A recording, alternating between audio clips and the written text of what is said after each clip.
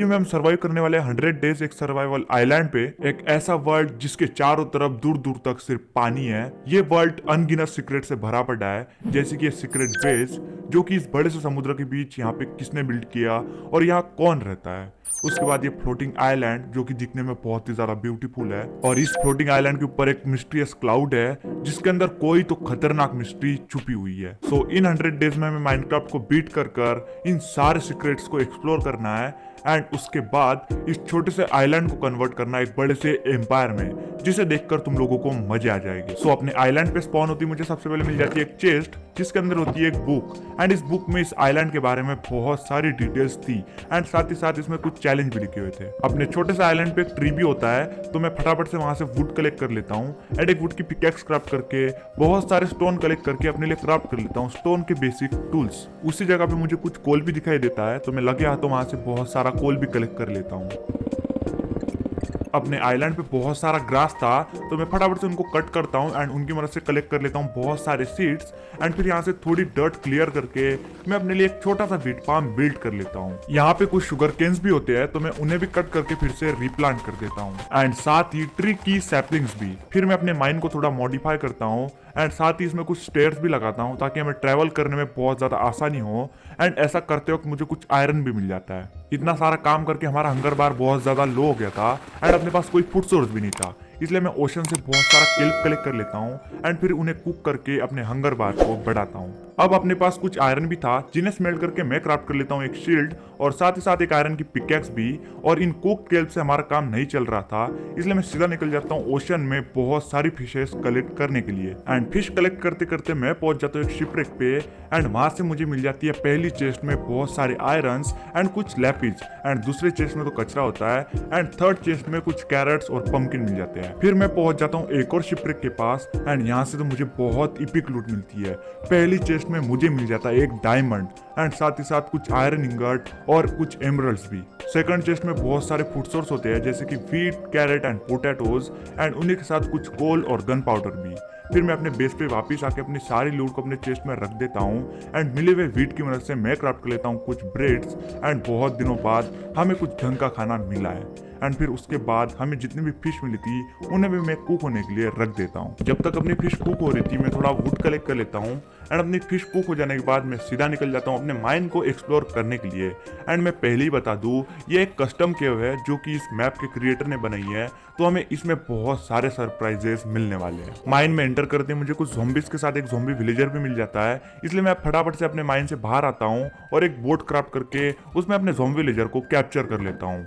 In future हम इस बंदे को बड़े आसानी से विलेजर में कन्वर्ट कर सकते हैं। माइंड को एक्सप्लोर करने के साथ ही मैं इस केव को लाइट अप भी कर रहा था ताकि यहाँ पे कोई भी ज़ॉम्बी स्पॉन ना हो, एंड ये केव आयरन और कोल ओर से भरी पड़ी थी, तो मैं साथ ही साथ यहाँ से बहुत सारे रिसोर्सेज भी कलेक्ट कर लेता हूँ। इस केव में माइनशाफ्ट का हिस्सा भी था, बट ये माइनशाफ्ट शुरू होती ही खत्म हो गई। बट यहाँ पे कुछ कार्ड पंपकिन रखे थे जिन्हें मैं कलेक्ट कर लेता हूँ, एंड यहाँ पे कुछ आयरन भी होते हैं तो उन्हें भी मैं कलेक्ट कर लेता हूँ। और ये केव इतनी बड़ी है कि खत्म होने का नाम ही नहीं ले रही है, क्योंकि इस केव को बहुत सारे हिस्सों में स्प्लिट किया गया है। तो इस केव को पूरा लूटने के लिए, पूरा एक्सप्लोर करने के लिए हमें बहुत सारे डेज लग जाएंगे, इसलिए हमें इस केव को थोड़ा थोड़ा करके एक्सप्लोर करना पड़ेगा। इस केव में कुछ स्पाइडर भी स्पॉन हो रही थी जिन्हें मार के मुझे मिल जाती है कुछ स्ट्रिंग्स, एंड इनकी मदद से हम इन फ्यूचर अपने लिए एक बेड बना सकेंगे। एंड उसके बाद यहाँ पे कुछ मशरूम भी होते हैं जिन्हें मैं कलेक्ट कर लेता हूँ।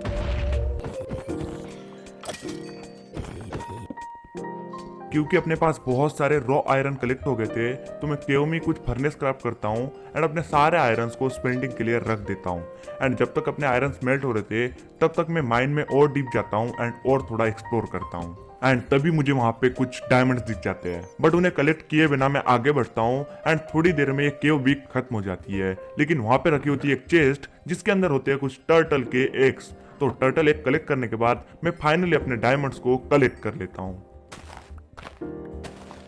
अपने सारे आयरन्स भी स्मेल्ट हो जाते हैं, तो मैं उन सारे आयरन को कलेक्ट करता हूँ एंड उन आयरन की मदद से मैं क्राफ्ट करता हूँ आयरन का फुल सेट आर्मर और साथ ही कुछ आयरन के टूल्स भी। एंड इसी के साथ हम एक लंबी माइनिंग ट्रिप से अपने आइलैंड पे वापिस आ जाते हैं। बट अभी भी हम उस केव को पूरी तरह लूट नहीं पाए, इसलिए हमें कुछ दिनों बाद फिर से उस केव को एक्सप्लोर करने जाना पड़ेगा। फिर मैं अपने फार्म्स पे काम करता हूँ। सबसे पहले तो मैं वुड कलेक्ट कर लेता हूँ एंड अपने सारे शुगर केन भी ग्रो हो गए थे तो उन्हें भी कट करके मैं फिर से रिप्लांट कर देता हूँ एंड अपने वीट फार्म से बहुत सारा वीट कलेक्ट करके उनके सीड को भी फिर से रिप्लांट कर देता हूँ एंड मिले हुए वीट की मदद से मैं क्राफ्ट कर लेता हूँ बहुत सारी ब्रेड्स। फिर मैं अपने केव से लावा कलेक्ट करके लाता हूँ एंड उसकी मदद से बना लेता हूँ एक स्टोन जनरेटर एंड फिर अपने स्टोन जनरेटर पे बहुत देर तक एफ करके बहुत सारा कॉबलस्टोन कलेक्ट कर लेता हूँ।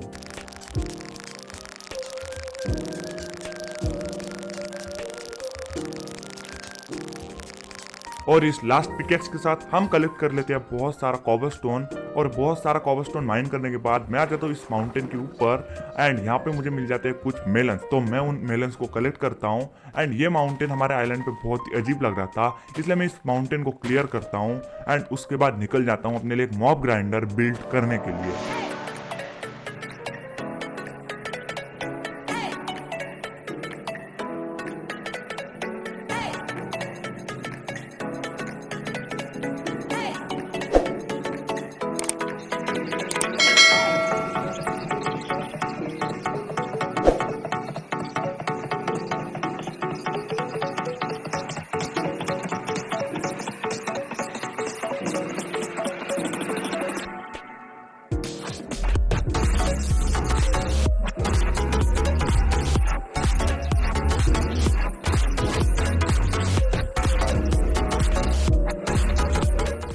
सो अपना मॉब ग्राइंडर बनके रेडी है, लेकिन हर बार की तरह इस बार भी इसमें घंटा कुछ स्पॉन नहीं होता और फिर मुझे पता चलता है कि मैं अपने मॉब ग्राइंडर में ट्रैप डोर ही लगाना भूल गया, तो कहां से मॉब स्पॉन होंगे। अबे साले।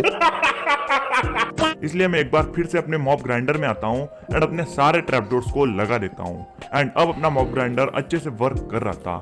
हाँ थोड़ा स्लो था बट ठीक है, अपना काम चल जाएगा। एंड उसके बाद मैं एक बार फिर से निकल जाता हूँ अपनी बची हुई केव्स को एक्सप्लोर करने के लिए एंड इस बार हमें मिल जाता है एक डंजन जिसके अंदर होता है एक ज़ॉम्बी स्पॉनर। तो सबसे पहले मैं स्पॉनर के ऊपर लगाता हूँ कुछ टॉर्चेस एंड उसके बाद यहाँ की कुछ चेस्ट को लूटता हूँ जिसमें हमें ठीक ठाक लूट मिल जाती है। और इस माइनिंग ट्रिप से भी मैं अपने कस्टम केव से बहुत सारा आयरन कलेक्ट करके लाता हूँ एंड तुम लोग देख सकते हो अपने पास कितने सारे कोल्स भी है। एंड थोड़ी देर के लिए तो मुझे ऐसा लग रहा था कि इस मैप के क्रिएटर ने इस केव में बहुत सारे रिसोर्सेज भर के रखे हैं और फिर अपने इतने सारे फर्नेसेस की मदद से मैं इन सारे रॉ आयरन्स को स्मेल्ट कर लेता हूँ। फिर मैं अपने माइन के पूरे रास्ते पर स्टेयर्स लगाता हूँ ताकि हमें केव में आने जाने में थोड़ी आसानी हो एंड जब तक अपने सारा आयरन एंड गोल्ड भी स्मेल्ट हो जाता है।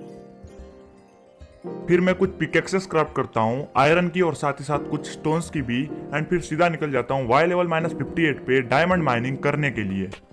मैं लिटरली 2 से 3 घंटे से कंटिन्यू माइनिंग करे जा रहा हूँ बट फिर भी हमारे हाथ सिर्फ 6 डायमंड लगे हैं, लेकिन कोई बात नहीं, मुझे अभी एक लावा पुल मिल गया था तो मैं फटाफट से डायमंड की पिकेक्स क्राफ्ट कर लेता हूँ एंड अब कलेक्ट करते हैं यहाँ से बहुत सारा ऑब्सिडियन जो कि हमारे निदर पोर्टल और इंचेंटमेंट सेटअप बनाने के काम आएंगे।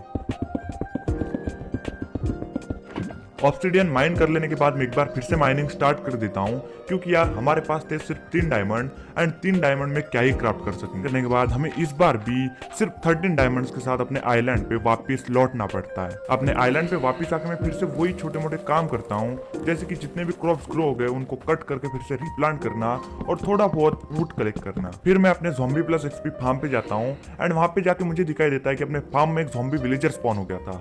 तो सबसे पहले तो मैं उस फार्म को ऊपर से ब्लॉक करता हूँ एंड उसके बाद इस ज़ॉम्बी विलेजर को बोट में कैप्चर कर लेता हूँ एंड अब अपने पास 2 ज़ॉम्बी विलेजर्स हो गए हैं जिन्हें हम आसानी से क्योर करके इनकी ब्रीडिंग भी करा सकते हैं।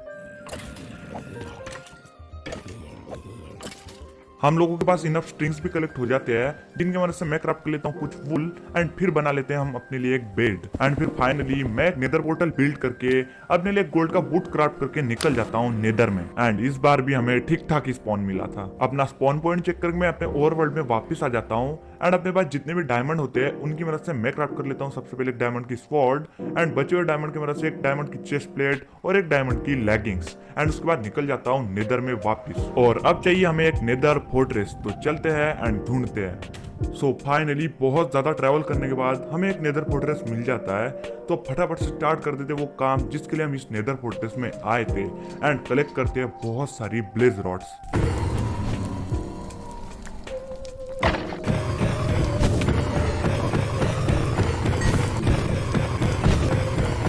And more than enough blaze rod collect करके हम निकल जाते हैं अपने ओवरवर्ल्ड की तरफ वापस। ओवरवर्ल्ड में वापस आते मैं क्राफ्ट कर लेता हूँ एक brewing stand, and brewing stand की मदद से मैं क्राफ्ट कर लेता हूँ पोशन ऑफ वीकनेस, एंड फिर गोल्डन एप्पल और पोशन ऑफ वीकनेस की मदद से मैं अपने दोनों विलेजर्स को क्योर कर लेता हूँ। एंड इसी के साथ हमारे दोनों भी ज़ॉम्बी विलेजर्स हो जाते हैं क्योर, एंड हमारे पास आ जाते हैं दो विलेजर्स। अब क्योंकि अपने पास दो विलेजर्स है तो ऑब्वियस सी बात है इनके लिए एक शेल्टर लगेगा जहाँ पे ये लोग रहेंगे, काम करेंगे एंड हमें बेचेंगे एमरल्ड्स। सो मैं लग जाता हूँ वो सारे रिसोर्सेस कलेक्ट करने में जो भी हमको बिल्ड में लगने वाले हैं।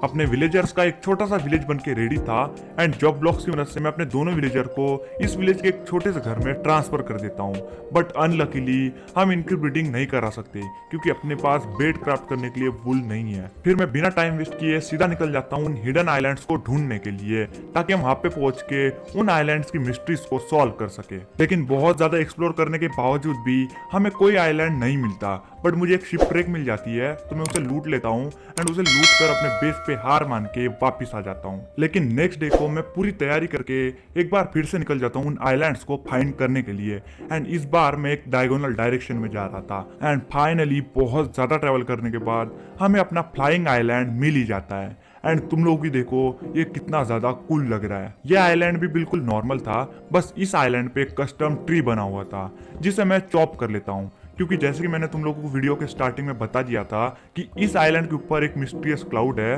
जिस तक पहुंचने के लिए हमको चाहिए होंगे ब्लॉक्स। इसलिए मैं इस ट्री से वुड कलेक्ट कर लेता हूँ, एंड जब मैं वुड कलेक्ट कर रहा था तभी मुझे एक यहाँ पे चेस्ट मिल जाती है जिसके अंदर होती है भाई साहब बहुत इपिक लूट। कलेक्ट किए हुए लॉक्स की मदद से मैं क्राफ्ट कर लेता हूँ बहुत सारे प्लैंक्स, एंड उन प्लैंक्स की मदद से मैं बिल्ड करके पहुंच जाता हूँ अपने क्लाउड तक। एंड अपने क्लाउड के नीचे मैं एक छोटा सा प्लेटफॉर्म बिल्ड कर लेता हूँ क्योंकि ये पूरा क्लाउड वुल से बना हुआ था, एंड तुम लोगों को तो पता है हमें वुल की कितनी ज्यादा जरूरत है। तो क्राफ्टिंग टेबल की मदद से मैं सबसे पहले एक शेयर क्राफ्ट कर लेता हूँ, एंड फिर यहाँ से मैं वुल भी कलेक्ट करता हूँ। एंड हमें ये भी पता चल जाएगा कि इस मिस्टीरियस क्लाउड के अंदर आखिर है क्या।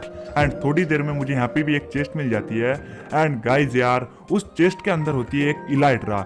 लिटरली हमें एंडर ड्रैगन को डिफीट किए बिना ही एक इलाइट्रा मिल जाती है, वो भी ओवर वर्ल्ड के अंदर। तो इससे भी खतरनाक चीज और क्या ही हो सकती है। फिर मैं अपने बचे हुए वुल को कलेक्ट करता हूँ, एंड फिर इस आइलैंड से निकलता हूँ।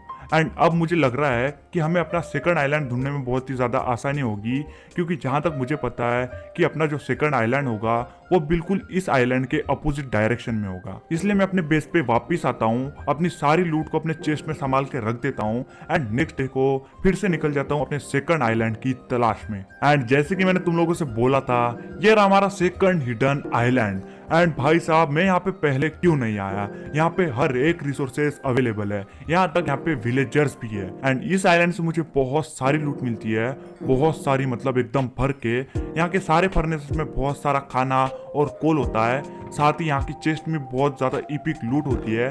एंड यहाँ पे कुछ एनविल्स भी थे जिन्हें मैं कलेक्ट कर लेता हूँ, एंड यहाँ से मुझे बहुत सारी हेबल्स भी मिल जाती है।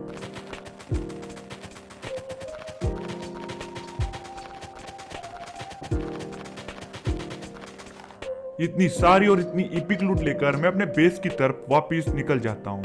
उस आइलैंड से हमें इपिक लूट के साथ मोस्टली बहुत सारा खाना मिला था, एंड तुम लोग ऐसा भी बोल सकते हो कि वो आइलैंड पूरा फूड सोर्स से भरा पड़ा था। कुछ फ्लेचिंग टेबल्स क्राफ्ट करके मैं सीधा निकल जाता हूँ अपने विलेजर्स के पास, एंड स्टिक के बदले में मैं उनसे बहुत सारे एमरल्ड्स की ट्रेडिंग करता हूँ। अपने विलेजर से ट्रेडिंग करने के बाद मैं कुछ आयरन की पिकैक्स क्राफ्ट करता हूँ, एंड एक बार फिर से निकल जाता हूँ मैं वाई लेवल -58 पे डायमंड माइनिंग करने के लिए। एंड आई होप कि हमें इस बार तो एटलीस्ट बहुत सारे डायमंड्स मिल जाए। एंड इस माइनिंग ट्रिप से हमको मिलते हैं टोटल 23 डायमंड्स, जो कि फर्स्ट माइनिंग ट्रिप से तो बहुत ज्यादा थे। एंड इन डायमंड्स की मदद से मैं अपने बचे हुए आर्मर पीसेस को क्राफ्ट कर लेता हूँ, जैसे कि डायमंड का हेलमेट एंड डायमंड का बूट। एंड इसी के साथ हमारा फुल डायमंड आर्मर कंप्लीट होता है। अपने फार्म से बहुत सारे पोटैटोस कलेक्ट करके मैं अपने सारे विलेजर में बांट देता हूँ, ताकि वो और ज्यादा ब्रीडिंग करे एंड अपने पास बहुत सारे विलेजर्स हो जाए। और फिर मैं उन्हीं लोगों से बहुत सारी ट्रेडिंग करके उनसे बहुत सारे एमराल्ड्स कलेक्ट कर लेता हूँ। एंड उसके बाद मैं क्राफ्ट करता हूँ एक लेक्टर्न, एंड उसकी मदद से मैं एक बंदे को जॉब देता हूँ लाइब्रेरियन की, एंड उससे बहुत सारे बुक शेल्फ ट्रेड कर लेता हूँ। एंड फिर एक इंचेंटमेंट टेबल क्राफ्ट करके अपने इंचेंटमेंट सेटअप को रेडी करता हूँ। एंड फिर एक एक करके अपने पूरे आर्मर एंड टूल्स को इंचेंट करता हूँ। चेस्ट प्लेट पे प्रोटेक्शन 4, एक्स पे फॉर्चून 3, अनब्रेकिंग 3 और इफिशिएंसी 4, अपने स्वॉर्ड पे लूटिंग 3 और शार्पनेस 3, और लेगिंग्स पे मिल जाती है हमको प्रोटेक्शन 4 और अनब्रेकिंग 3 जैसी ओपी इंचेंटमेंट।